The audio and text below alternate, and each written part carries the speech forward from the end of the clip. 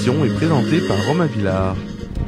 Bonsoir mesdames, messieurs, en direct du quai Farconnet de Tournon-sur-Rhône. Bienvenue dans cette édition assez spéciale à l'occasion de l'arrivée du printemps aujourd'hui, en ce mercredi 20 mars. Tout de suite 18h, le JT. Les titres du jour.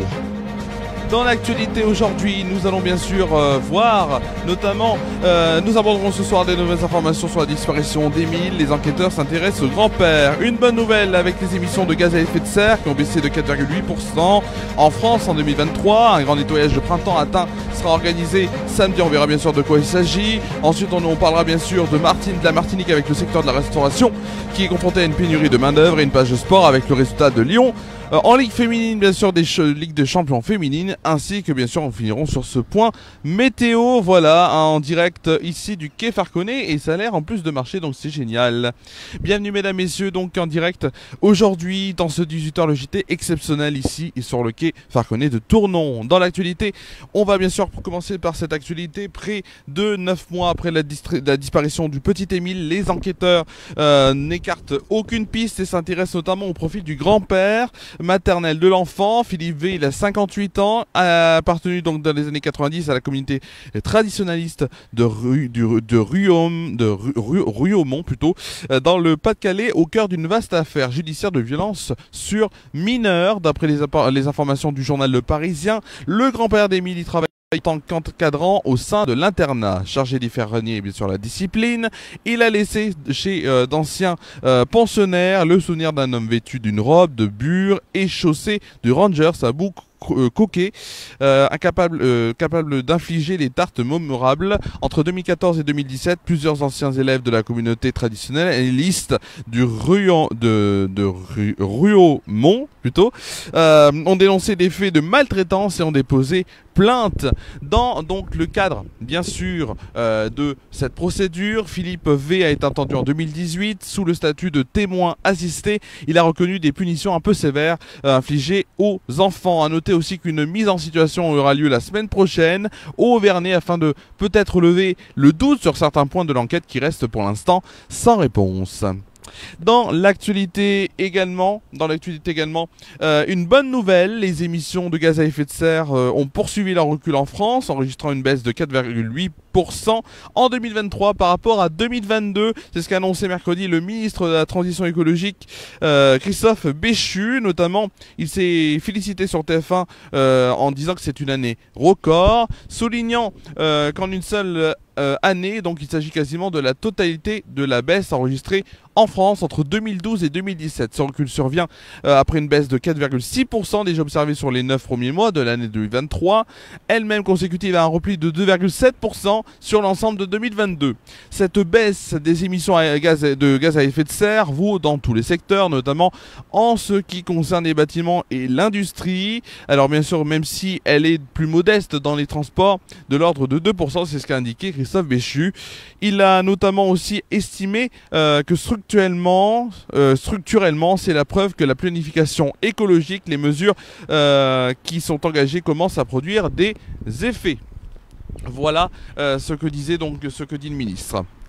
Dans l'actualité locale, nous allons évoquer un événement qui aura lieu à Tain-l'Hermitage et qui aura lieu à l'extérieur samedi prochain. Donc la ville de Tain-l'Hermitage avec le conseil municipal enfant va participer ce samedi qui arrive à partir de 10h au grand nettoyage de printemps. Cette opération sous la houlette de François Palis, conseiller municipal délégué au sport, s'inscrit dans une mobilisation citoyenne et environnementale. Sur le territoire d'Archaglo, 33 communes sur 41 participent à cette opération citoyenne. L'intercommunalité fournit aux bénévoles des sacs poubelles et des gants pour leur permettre de ramasser les déchets en toute sécurité. La ville de Tain-l'Hermitage donc qui est très impliquée, inaugurera à cette occasion le premier conteneur ludique du territoire, Blue la baleine. Il s'agit d'une structure en matière recyclée qui permettra une sensibilisation originale à la récupération des bouteilles de plastique qui seront ensuite recyclées pour la fabrique des décors de Noël de la ville. Donc en plus, on peut faire des décors Noël tout en recyclant. Le conteneur sera installé donc et inauguré samedi à 10 h sur la promenade Schumann, derrière la piscine, le complexe Linae. En complément de cette démarche, les pictogrammes Ici commence la mer seront peints à des endroits stratégiques de la ville. Si vous souhaitez y participer, l'inscription est possible sur le site de la ville de Tain-l'Hermitage avant le samedi 23 mars ou directement à l'accueil de la mairie. Inscription aussi possible sur place le 23 mars, soit samedi. On va tout de suite parler bien sûr de la Martinique et direction donc la Martinique où l'hôtel-restaurant Diamant Les Bains est un fleuron de l'hôtellerie-restauration dans le sud, des chambres, des bungalows, un restaurant avec 80% de fréquentation en ce moment. L'établissement tourne bien, mais il reste un problème, il peine à recruter. C'est comme de partout, les restaurateurs peinent à recruter. Alors là, notamment le personnel en salle, en cuisine ou des femmes de chambre, ce sont des métiers en tension difficiles à combler, notamment depuis 2 ans maintenant. La direction de l'établissement a opté pour une autre approche, faute de savoir-faire, l'accent est mis sur le savoir-être. C'est le cas de Frédéric qui a 26 ans, recruté depuis près de 2 ans.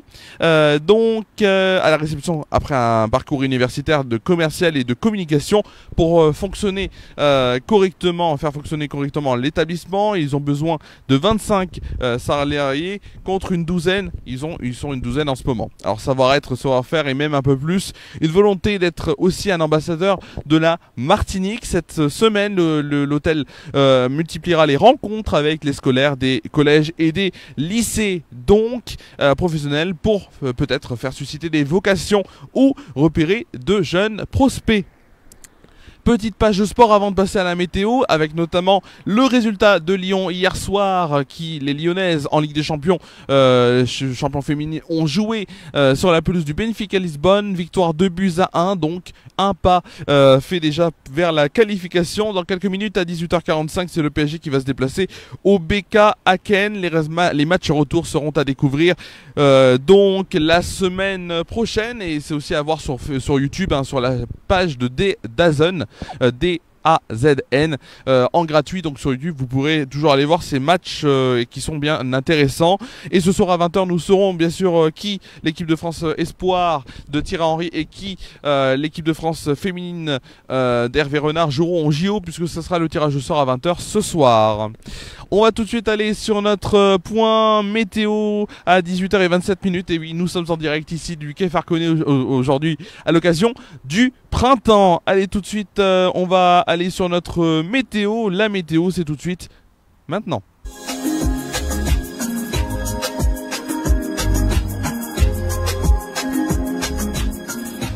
Ah là là, la météo ici en direct du Quai Farconnet. On va commencer déjà par Tournon-sur-Rhône. Ici, il fera quel temps demain?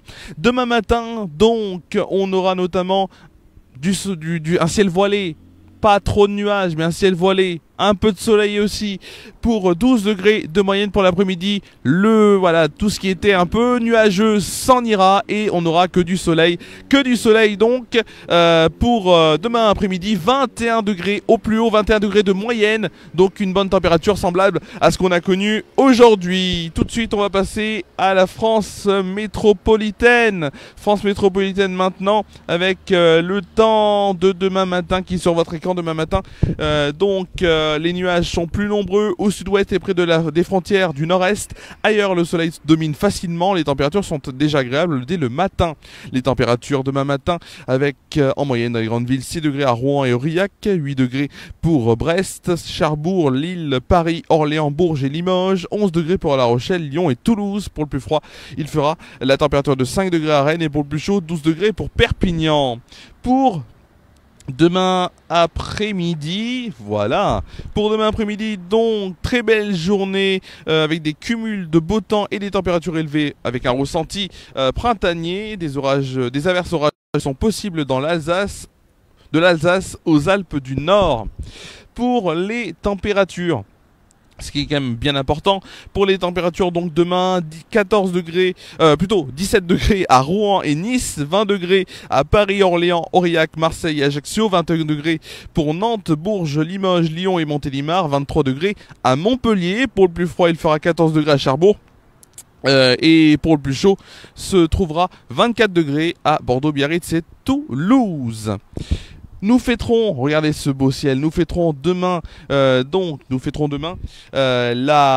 journée internationale pour l'élimination de la discrimination raciale, la journée mondiale de la poésie, la journée européenne du sommeil, ainsi que les saintes, la sainte plutôt Clémence et la saint François. Le soleil se lèvera à 6h50 et se couchera à 19h05. Nous gagnerons ainsi 4 minutes de soleil. Nous gagnerons donc 1 minute de soleil. Et le dicton pour demain: veux-tu oignon, seigle, petit pois, sème-les vers la Saint-Benoît.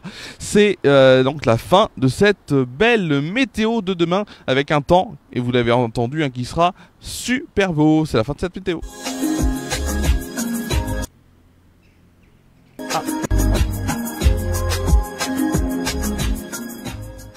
On a eu un petit problème sur le jingle de la météo. On est en direct toujours ici pour encore quelques secondes. Merci en tout cas à vous d'avoir suivi cette édition ici en direct donc du quai Farconnet, une édition qui n'est pas facile à faire mais qui est quand même assez agréable quand même à tenir. Voilà. Juste avant bien sûr de se quitter, les prochains rendez-vous sur FR News avec dès demain dès demain et vendredi votre 20h en direct, donc en direct de chez moi bien sûr, en direct à 20h. Tranquillement, et ensuite mardi bien sûr rien de ce week-end, il y aura rien de ce week-end. Mardi on se retrouvera pour l'émission hebdomadaire Bienvenue chez Romain en direct sur Déclic Radio 101.1 sur la bande FM, déclicradio.fr sur internet, ou encore bien sûr FR News ici en live vidéo. Donc cette belle émission d'1h30 d'actualité tout en bonne humeur. Merci à vous d'avoir suivi cette édition donc du 18h le JT. J'ai été très très heureux de vous la présenter. On se retrouve donc pour notre part, on se retrouve donc demain en direct pour votre 20h comme d'habitude sur FR News. Passez une très bonne soirée, une très bonne nuit, prenez soin de vous et de vos proches et profitez de ce très beau temps pour sortir un peu parce que ce week-end ça va pas être très très bon. Allez, à demain sur FR News.